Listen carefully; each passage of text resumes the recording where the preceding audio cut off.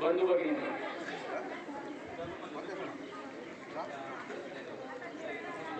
जागतिक महिला दिन हा सर्वप्रथम जगामध्ये डेन्मार्क या शहरात कोपनहेगन या ठिकाणी साजरा झाला. मुलं पळून गेलेली इकडे आम्हाला सन 2010 मध्ये तो ठराव झाला आणि सन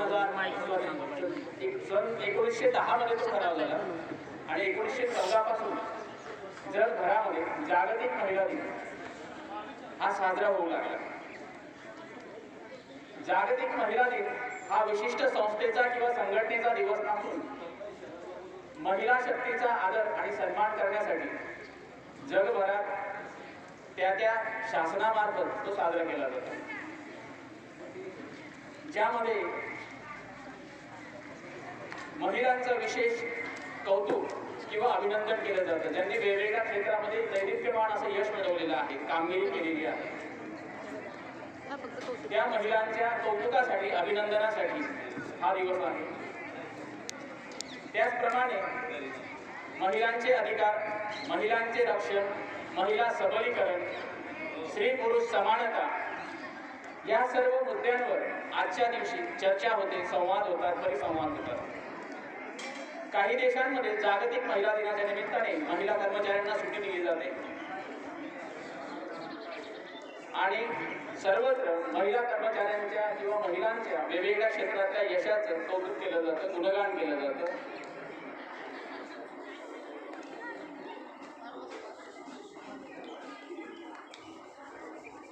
भारताचा जर आपण विचार केला तर वेगवेगळ्या क्षेत्रामध्ये आपल्याला महिलांचं कर्तृत्व हे दिसून येतं. उदाहरण म्हणून आपण या ठिकाणी आता स्वतः प्रत्यक्ष पाहिलेलंच आहे. वेगवेगळ्या क्षेत्रामध्ये ज्या कर्तृत्ववान महिला होऊन गेल्या त्या कोणत्या, त्याचं एक उत्कृष्ट असं प्रात्यक्षिक तुमच्यापुढे आता सादर झालेलं आहे.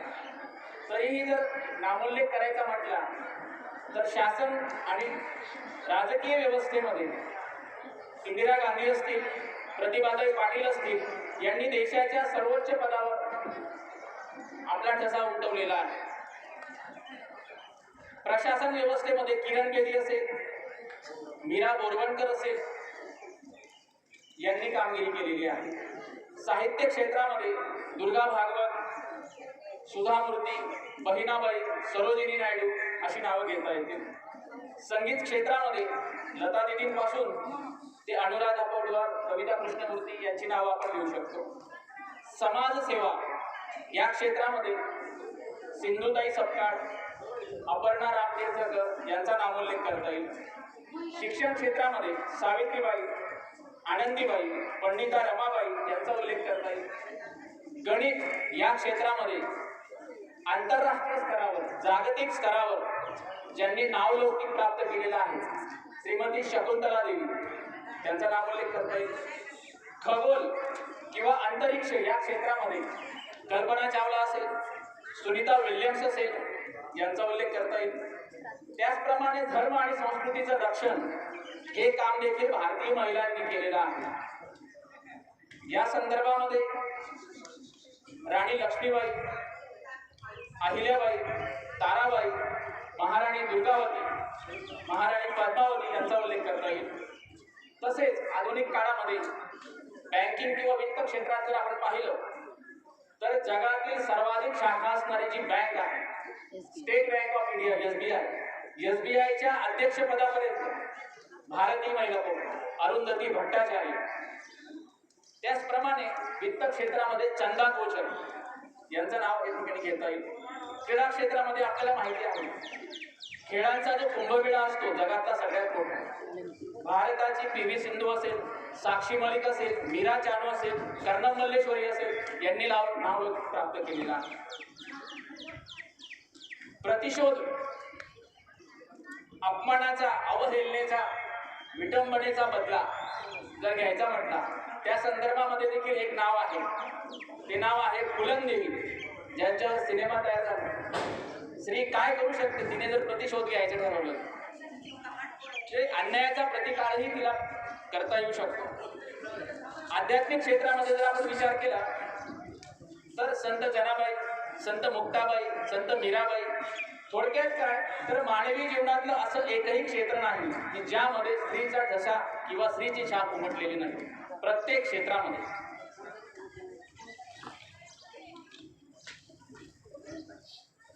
सध्याच्या काळात कसं झालेलं आहे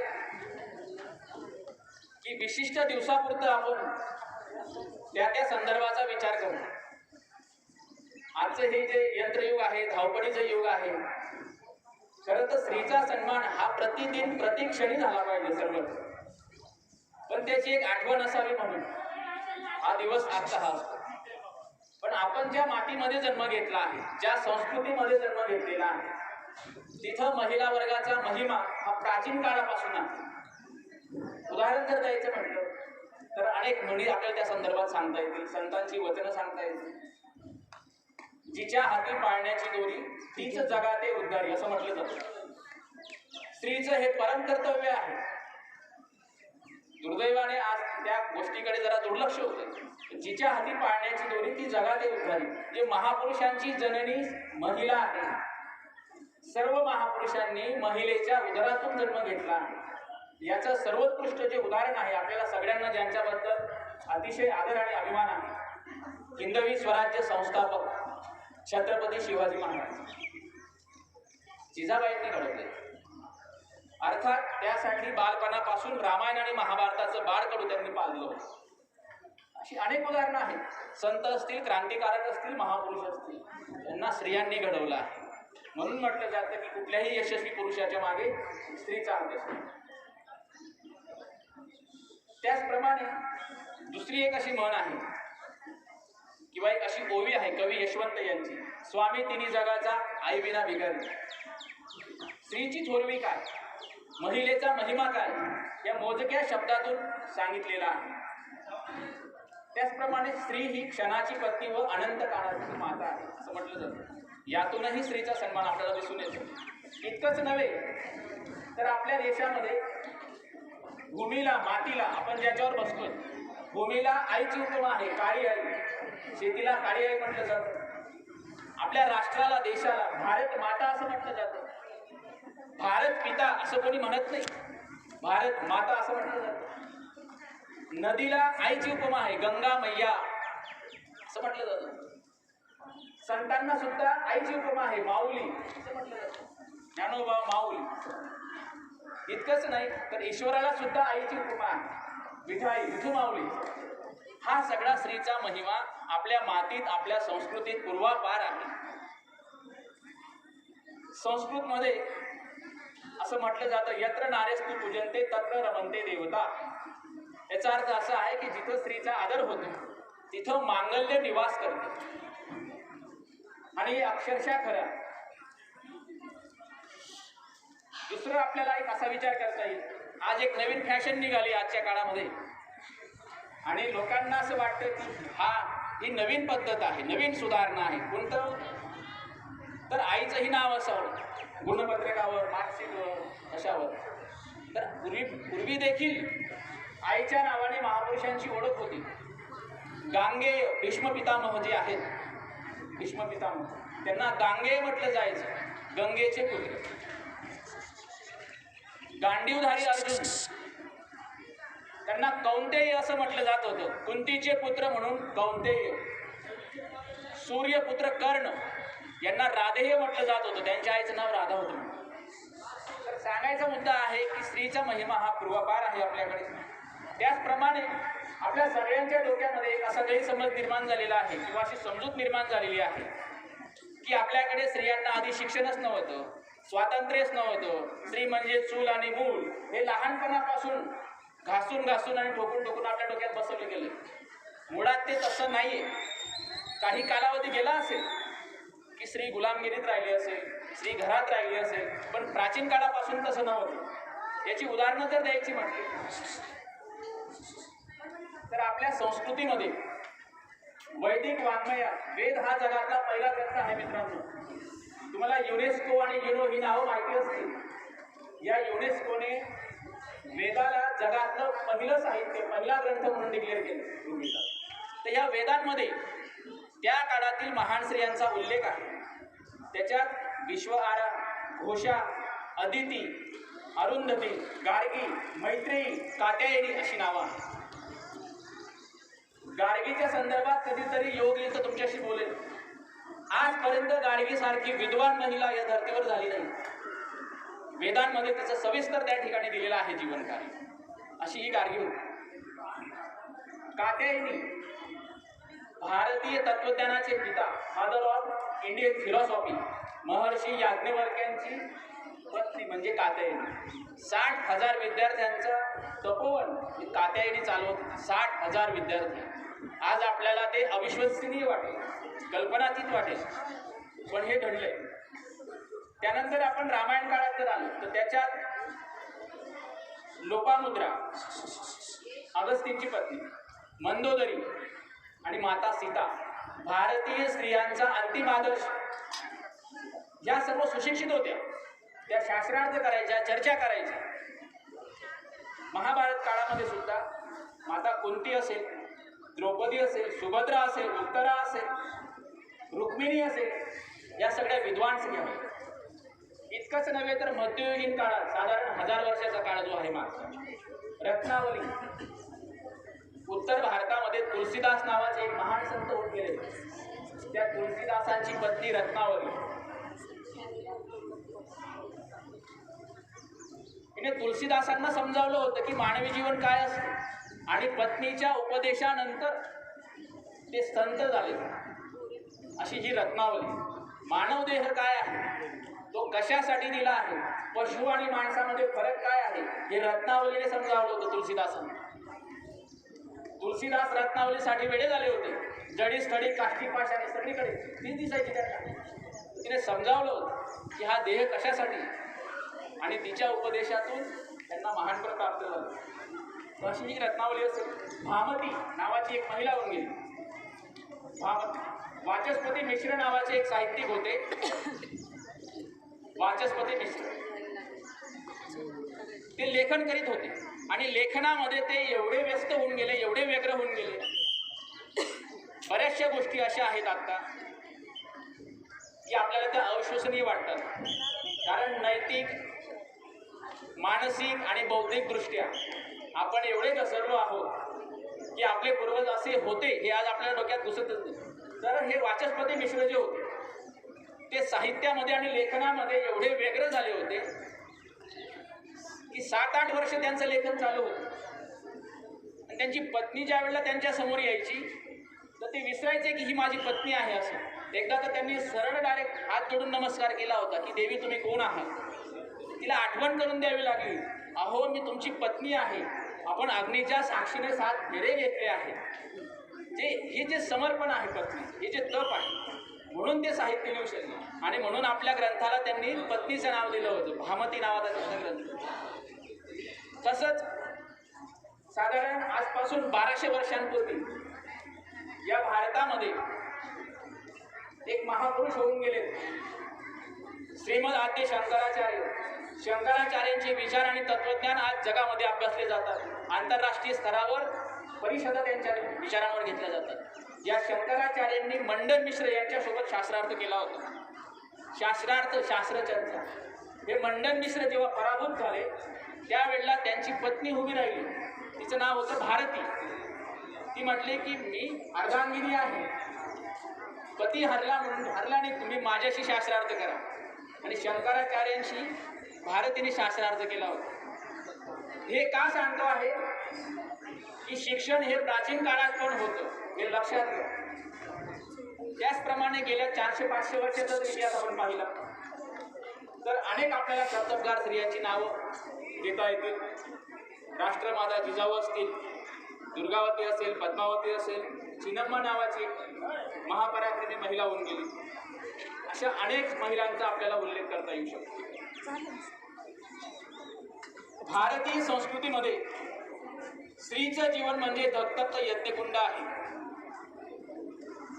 मला तुमच्या सगळ्यांची मानसिकता लक्षात येते. सवय मला नेहमीची जी आहे ती 12वीच्या पुढच्या विद्यार्थ्यांपुढे बोलायची, आणि ती पण वर्गामध्ये. तर वर्गात तर पिन ड्रॉप सायलेन्स असते, तर तुमचाही नाईलाज आहे. तुम्ही जवळजवळ 1.5 तासापासून इथं बसलेले आहात. परंतु विद्यार्थी मित्र आणि मैत्रिणींनो, कळकळीने सांगतो, जास्त वेळ तुमचा मी घेणार नाही. आणि मला इथं माझी विद्वत्ता दाखवायची नाही, माझा अभ्यास मला दाखवायचा नाही, माझी विद्वत्ता मला दाखवायची नाही. महिलेच्या प्रति मनापासून, अंतःकरणापासून आदर म्हणून मी या ठिकाणी 2 शब्द बोलतो. बाकी दुसरा काही हेतू नाही. तर फक्त 10 मिनिटं सहकार्य करा. महिला म्हटली की महिलेची खास ओळख आहे. विशिष्ट गुणांचं रसायन म्हणजे स्त्री आहे, म्हणजे महिला आहे. तुमच्यापैकी कोण सांगू शकेल महिलेचा सगळ्यात विशेष आणि खास गुण कोणता आहे? कोणत्याही विद्यार्थिनीने सांगावं बरं. एक गुण, विशेष आणि खास असा गुण महिलेचा, की जो पुरुषामध्ये दिसत नाही सहसा. सहनशीलता पुरुषामध्ये पण असते. सावरकरांनी काळ्या पाण्याची कोठडी जी आहे 12 वर्ष तिथं होते, जिथं आज सुद्धा जायला आपण घाबरू अशा ठिकाणी जाईल तिथं स्थान निर्माण करेल. स्त्रीमधला खास आणि विशेष असा गुण सांगा. स्त्रीमध्ये अनेक गुण आहेत. ऍडजस्टमेंट. तडजोड पुरुषालाही करावी लागते. सगळ्या ठिकाणी तडजोड करावी लागते. सृजनशीलता पुरुषामध्येही असते. वात्सल्य हा खास गुण आहे स्त्रीचा, परंतु आपल्याला तो संतांमध्ये दिसून येतो. ठीक आहे, वात्सल्य हा गुण आहे, पण स्त्रीचे जे खास गुण आहेत ते गुण सांगतो. हे जर नष्ट झाले तर स्त्रीचं स्त्रीत्व नष्ट होऊन जातं. लक्षात घ्या, येणारा काळ इतका भयंकर असणार आहे. मातृत्व. गेल्या 60-70 वर्षामध्ये आपण खूप कमवलं आहे, खूप मिळवलं आहे, पण 2 गोष्टी आपण गमावल्या आहेत सगळ्यांनी. एक सबल चारित्र्य आणि दुसरं संवेदना. या 2 गोष्टी आपण गमावल्या आहेत. लक्षात घ्या. स्त्रीमधले गुण सांगतो. तप, त्याग, वात्सल्य, माधुर्य, प्रेम, पावित्र्य, संयम, शौर्य, वैराग्य, सहनशीलता, ग्रहणशीलता, वर्तन चातुर्य, सुचिता, दक्षता, अयाचकता, स्वाभिमान. स्त्री म्हणजे स्वाभिमान. महिला या विषयावर बोलताना हृदयाची धडधड वाढते. ताकद नाही माणसाची बोलायची महिला या विषयावर, अगदी प्रामाणिकपणे माहिती. आपण फक्त त्यांना त्यांच्या चरणावर अश्रूंचा अभिषेक करू शकतो. महिलांचं इतकं महान योगदान आहे या संस्कृतीमध्ये, या मातीमध्ये. स्त्री म्हणजे मूर्तिमंत पावित्र्य, स्त्री म्हणजे मूर्तिमंत स्वाभिमान. ज्या सीता मातेने सूर्याचं दर्शन घेतलेलं नव्हतं, ती सीता माता स्वाभिमानाने 14 वर्ष वनवासात घालवते. कोणाच्या आश्रयाला जात नाही, कोणाच्या आश्रयाला जात नाही. स्वाभिमानाने मुलांना घडवते. लव आणि कुश हा आपला इतिहास आहे, जो आपण विसरलो. आज सगळीकडे काय ऐकायला येतं? झिंगाट आणि सैराट. ही जनावरांची संस्कृती आहे, ही पशु संस्कृती आहे. लक्षात घ्या, दैदिप्यमान, वैभवशाली, गौरवशाली संस्कृतीचे आपण वारसदार आहोत. आपण कोणाचे वारस आहोत? आपण कोणाचे वंशज आहोत हे लक्षात घ्या. सर शांत. आता या गेल्या महिन्याभरापासून काय चालतंय ते काय तो साऊथचा सिनेमा पुष्पा. ज्याला आडनाव नाही, ज्याला कूड नाही, गोत्र नाही, ओळख नाही, त्याला किती डोक्यावर घेतलंय लोकांनी. कशाचं लक्षण आहे हे? कशाचं लक्षण? हा, जो क्रिमिनल आहे, तस्कर आहे, त्याला किती डोक्यावर घेतलंय? कशाचं लक्षण आहे? घसरलेला समाज, घसरलेली नीतिमत्ता, त्याचं लक्षण आहे. लक्षात घ्या. आपण जातोय कुठे? तो फेंगड्या पायाचा पुष्पा असा तो आदर्श कसा होऊ शकतो?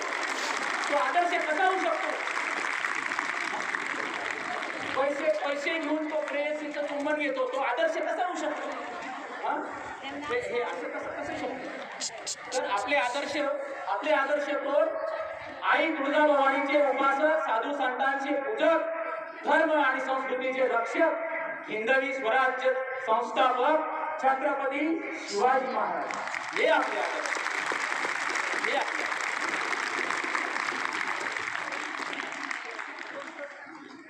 फक्त दुर्दैव एवढं आहे मित्रांनो, की आपण एकाच दिवसापुरतं आठवण करतो. कुठलाही महापुरुष असतो, त्या दिवसापुरती आठवण, नंतर आपण त्यांचं आपल्याला काही घेणं देणं नाही. इतर दुर्दैव म्हणजे होतं काय बघा, सगळीकडे आज तुम्हाला सुविचार दिसतील, सगळ्या भिंतींवर, सगळ्या वर्गांमध्ये सगळीकडे सुविचार, कुठेच कमतरता नाही. सुविचारांचा तर सुकाळ आणि महापुरुष, सगळे महापुरुष आपल्याला माहिती, सगळे आदर्श माहिती, ज्ञानोबा, तुकोबा, छत्रपती. पण लक्षात घ्या, ज्ञानातून आदर्श माहीत होतात, ते जीवनात उतरत नाही. आदर्श जीवनामध्ये उतरवण्यासाठी तप लागतं, साधना लागते, आणि ती स्त्रीकडून ती दीक्षा दिली जाते कुटुंबाकडून.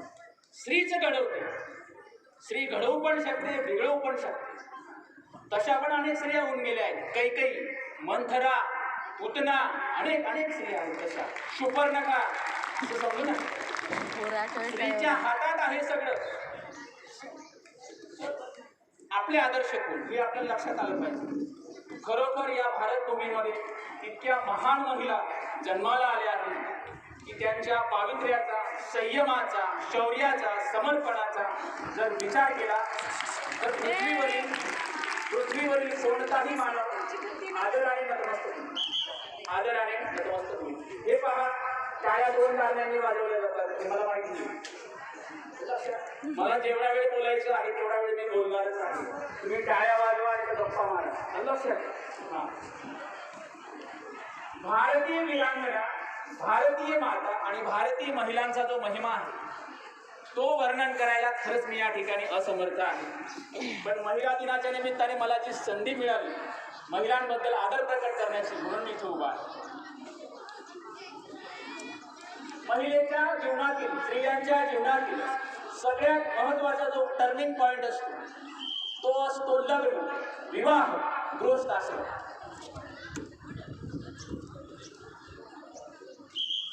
गृहस्थाश्रम म्हणजे होम युनिव्हर्सिटी. कुटुंब ही पहिली शाळा असते आणि माता ही पहिली शिक्षिका असते. हे सगळ्यांना माहिती आहे आपल्याला. घर म्हणजे आधार, घर म्हणजे आशा, घर म्हणजे विश्वास, घर म्हणजे विसावा, घर म्हणजे प्रेम, घर म्हणजे जिव्हाळा, घर म्हणजे आत्मीयता, घर म्हणजे स्नेह, घर म्हणजे संस्कार, घर म्हणजे संस्कृती, घर म्हणजे परंपरा. म्हणून गृहस्थाश्रम आवश्यक असतो. आपण भाग्यवान आहोत की आपण भारतामध्ये जन्म घेतला.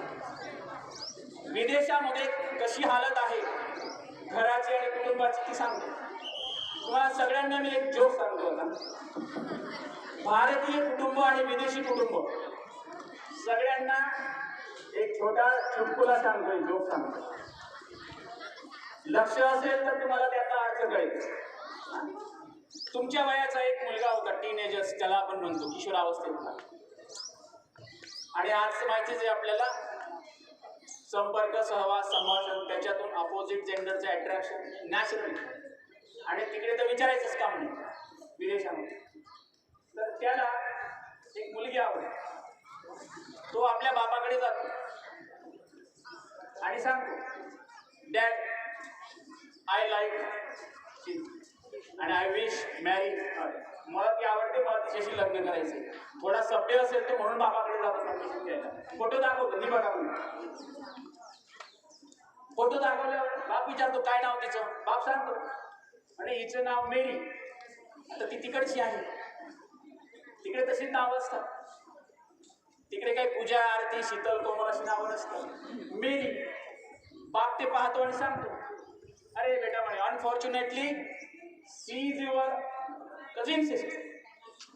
ही तुझी सावत्र बहिणी म्हणे, दुर्दैवाने हिच्याशी तू लग्न करू शकत नाही. तो थोडासा नाराज होतो, नर्वस होतो. ठीक आहे. काही दिवस जातात, त्याला परत एक दुसरी मुलगी आवडते. तिचा फोटो घेऊन तो बापाकडे जातो. काय चाललंय? Dad, she is jenny. तिचं नाव काय आहे? जेनी. ही मला आवडते, हिच्याशी मी लग्न करू शकतो. त्याचा बाप तो फोटो पाहतो आणि सांगतो, अरे बेटा म्हणतो, दुर्दैवाने ही सुद्धा तुझी सावत्र बहीण आहे. तुला धक्काच बसतो. 2 मुलींचे फोटो दाखवले, 2 मुली आवडत्या. बाप सांगतोय सावत्र. काही दिवस जातात, त्याला अजून वेगळी मुलगी आवडते. तिचं नाव असतं सुजी. तो परत बापाकडे जातो. आता त्याचं धाकधूक वाढलेली असते की आता तरी बापाने आधीसारखं नको उत्तर द्यायला, डॅड. तिकडे डॅड म्हणतात तिकडचं. तिचं नाव असतं सुजी. तो जातो विचारायला, नाही हे बघा, तुम्ही आधी ज्या 2 मुली दाखवल्या तुम्हाला मी सांगितलं सावत्र, आता ही तिसरी मला आवडली. आता तुम्हाला काय वाटतं? बाप, त्या मुलाचा बाप, त्याचा डॅड परत त्याला तेच सांगते, अरे बेटा म्हणे ही सुद्धा तुझी सावत्र बहीण. आता त्याचा बापावरचा विश्वास खलास झाला की हा काही मला लग्न करून देणार नाही. याने किती ठिकाणी आपण उघडलंय त्यालाच माहिती, आणि हा मला माझं जीवन जे आहे तो मार्गक्रमण करू देणार नाही. तो आईकडे जातो. आता लक्षात घ्या, पुढचं खूप महत्वाचं. विदेशी family system, foreign family system कोणत्या मार्गावर आहे ते सांगतो. आईकडे जातो, आईला सगळं सांगतो. मॉम, इकडे मॉम असतो, आई आपल्याकडे मॉम, तो सगळं सांगतो. आणि बघ, मला ह्या 3 मुली आवडल्या होत्या, मेरी, जेनी, सुजी. आणि डॅड सांगतोय की ह्या सगळ्या तुझ्या सावत्र बहिणी. आता तू सांग, मी लग्न कोणाशी करू? आई काय उत्तर? मोम, सॉरी आई नाही म्हणता, मोम काय उत्तर नाही. त्या पोराला ते नाही काय, don't worry be happy, don't worry be happy, tension घेऊ नको, मजेत राहा. कसं काय असं सांगतोय डॅड? काय सांगते? अरे म्हणे तुझ्या डॅडला असं वाटतं, तुझ्या डॅडला असं वाटतंय की तू त्यांचा मुलगा आहे. त्यांना ऍक्च्युली कुठं माहितीये की तू कोणाचा मुलगा आहे असं. ही आहे विदेशी संस्कृती, ही आहे विदेशी फॅमिली सिस्टीम. आपल्याकडे आजही वटसावित्रीचं पूजन केलं जातं, वटसावित्रीचं व्रत केलं जातं. या मातीत आणि संस्कृतीत आपण जन्म घेतला आहे. आपल्याकडे एक जन्म नाही, 7 जन्म, 7 जन्म 7 असतात. म्हणून आपण भाग्यवान आहोत, या मातीत आपल्याला ईश्वराने जन्म दिलाय. What is the difference between man and animal असं जर असेल तर, आणि आपल्याला त्यांचं आकर्षण आहे, त्यांचा हेवा आहे, त्यांचं अनुकरण आहे. सांगायचा मुद्दा इतकाच आहे की आपण आपली संस्कृती जी आहे ती लक्षात घेतली पाहिजे, आपली परंपरा लक्षात घेतली पाहिजे, आणि स्त्रीमधलं स्त्रीत्व कसं टिकेल हे पाहिलं पाहिजे. आज काय होते माहितीये, सगळीकडे आपल्याकडेही तसं दिसतंय. स्त्रीचं स्त्रीत्व संपत चाललंय. मॅनली वुमन, पुरुषी स्त्री, आणि वुमनली मॅन, श्रेण पुरुष, असे आता तयार व्हायला लागले. लज्जा हा स्त्रीचा दागिना आहे. मुलगी किंवा महिला जर लाजली नाही तर शोभत नाही, आणि मुलगा जर लाजत असेल तर ते शोभत नाही. लक्षात घ्या. स्त्री पुरुष समानता याचा अर्थ काय?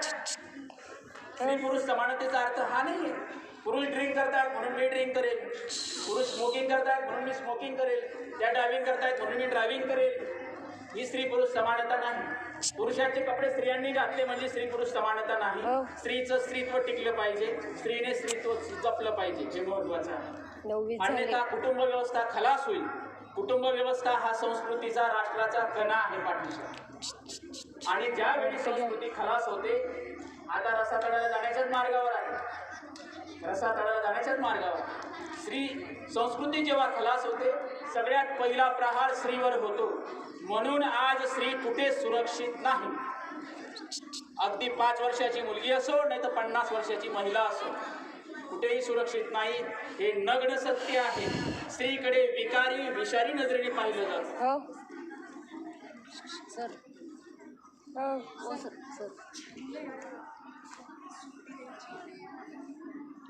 2 मिनिटाचं थांबायचं का? थांबायचं का? ठीक आहे, धन्यवाद. तुम्ही सगळ्यांनी ऐकून घेतलं.